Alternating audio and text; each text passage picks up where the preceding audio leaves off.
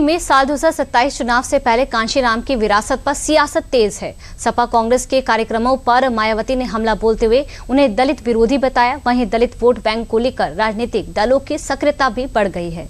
देखिए report. UP की सियासत में इन दिनों बसपा संस्थापक कांशीराम का नाम लगातार सुर्खियों में बना हुआ है। वजह यूपी विधानसभा चुनाव है, जो भले ही अगले साल होना है, लेकिन चुनावी रण में उतरने से पहले सियासी दलों ने जातीय समीकरण बिठाने की कवायद को अभी से शुरू कर दिया है।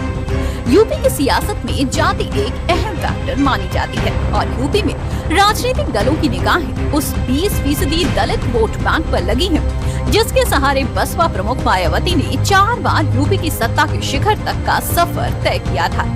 उस वोट बैंक को अपने पाले में लाने के लिए सपा और कांग्रेस ने हाल ही में दलित समाज में सियासी चेतना जगाने वाले बसपा संस्थापक कांशीराम की जयंती पर यूपी में बड़े कार्यक्रमों का आयोजन किया था और कांशीराम के लिए भारत रत्न की मांग को जोर शोर से सामने रखा था। यूपी विधानसभा चुनाव 2027 में अभी 1 साल बाकी है। कांग्रेस ने कांशीराम जयंती पर उन्हें भारत रत्न देने की मांग की है। अखिलेश यादव ने भी कांग्रेस की मांग का समर्थन किया है। कांशीराम के बहाने सपा कांग्रेस दलित जनाधार को अपने पाले में लाना चाहते हैं। कांग्रेस और सपा मायावती के पारंपरिक वोट बैंक में सेंध लगाने की कोशिश में है।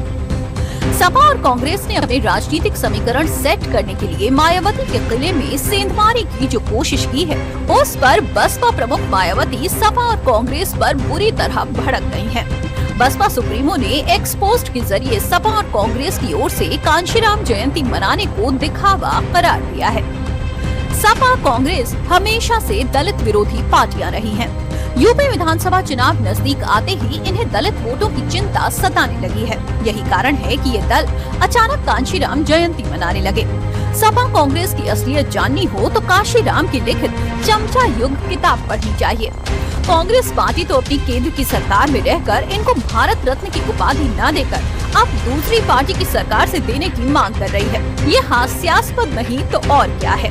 मान्यवर कांशीराम जी का 2006 में जब परिनिर्माण हुआ तो उस समय केंद्र में जो है कांग्रेस की सरकार थी और तमाम मान्यवर कांशीराम जी के अनुयायी ये चाहते थे कि सरकार उनको भारत रत्न दे, लेकिन उसने तब बात मानी नहीं ना। और समाजवादी पार्टी का तो कार्यकाल आपने देखा होगा। समाजवादी पार्टी ने मान्यवर कांशीराम जी और दलित महापुरुषों के नाम पर जो संस्थाएं खड़ी की गई थी, उनका जम के विरोध किया, उनके नाम बदले। यूपी में विधानसभा चुनाव के पहले आ रहे इन बयानों को राजनीतिक रूप से अहम माना जा रहा है, जो इस बात का साफ इशारा है कि यूपी में दलित वोट बैंक को साधने की कोशिशें तेज हो गई हैं। सपा और कांग्रेस कांशीराम की विरासत पर कब्जा जमाने की तमाम कोशिशें कर रही है। ऐसे में मायावती के सामने बसपा की सियासत को बचाए रखना बड़ी चुनौती है।